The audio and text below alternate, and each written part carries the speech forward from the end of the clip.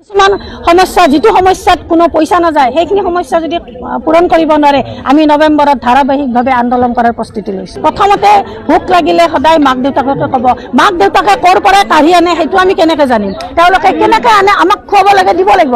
আমাৰ বেমাৰ আজাৰ নহ'ব নেকি? আমাৰ বেমাৰ আজাৰ হ'লেও আমিতো ঔষধ এটা কিনি খাবলৈ আমাকো সুবিধা লাগে। আমাৰ ভাৰতবৰ্ষত গোটেই হেৰিতে আমাৰ CI2 যিখিনি আণ্ডাৰত আমাৰ আছো সন্থা সেইখিনি সকলোৱে আমি দেশজুৰি কলা দিৱস পালন কৰিছোঁ। কাৰণ কলাটো কিয় কৰিছোঁ? আমি আজি কলা হৈয়ে গৈ আছোঁ।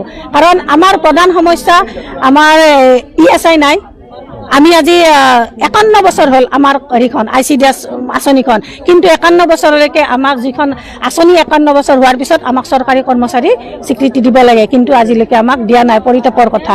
আৰু ESI ব্যৱস্থা নাই। আমাৰ বেমাৰ আজাৰ নহ'ব নেকি? আমাৰ বেমাৰ আজাৰ হ'লেও আমিতো ঔষধ এটা কিনি খাবলৈ আমাকো সুবিধা লাগে, গতিকে আমাক ESI নাই।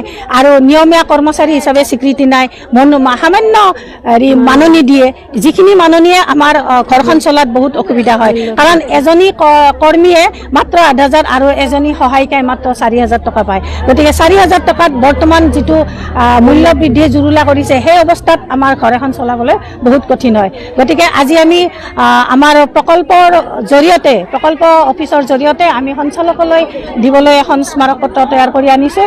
আৰু আমি বিশেষকৈ এটা বৰ্তমান সময়ত তাৰমানে চৰকাৰী হওক বেচৰকাৰী স্কুলৰ ল'ৰা ছোৱালীয়ে গৰম বন্ধ পাইছে।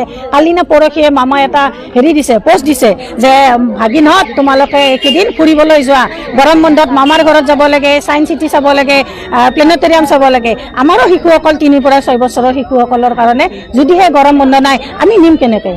বা মোৰ নিজৰ ল'ৰা ছোৱালীটোক নিম কেনেকৈ? গতিকে আমাৰো গৰম বন্ধটো দিবলৈ আমি ৰাইজক, চৰকাৰক এইবাৰ দাবী জনাইছোঁ। কাৰণ গৰম বন্ধ দিওঁতে কোনো চৰকাৰৰ পইচা নাযায়। হয়, এটা 50 কেজি যেতিয়া বস্তা আহে, একদম চিল পেক মাৰা 50 কেজিৰ বস্তা নহয়। এইদিনাখন জোখতে কৈছে যে 50 কেজিৰ বেগটোৱে 50 কেজি একদম মুখলৈকে নাযায়, তাতে 10 কেজি চাউল কম থাকে। কিন্তু এওঁলোকে কৰে নকৰে নাজানো, সেইটো য'ৰ পৰা ঠিকাদাৰে দিয়ে, ছাপ্লাই দিয়ে, প্ৰকল্পৰ পৰাই যায় ন।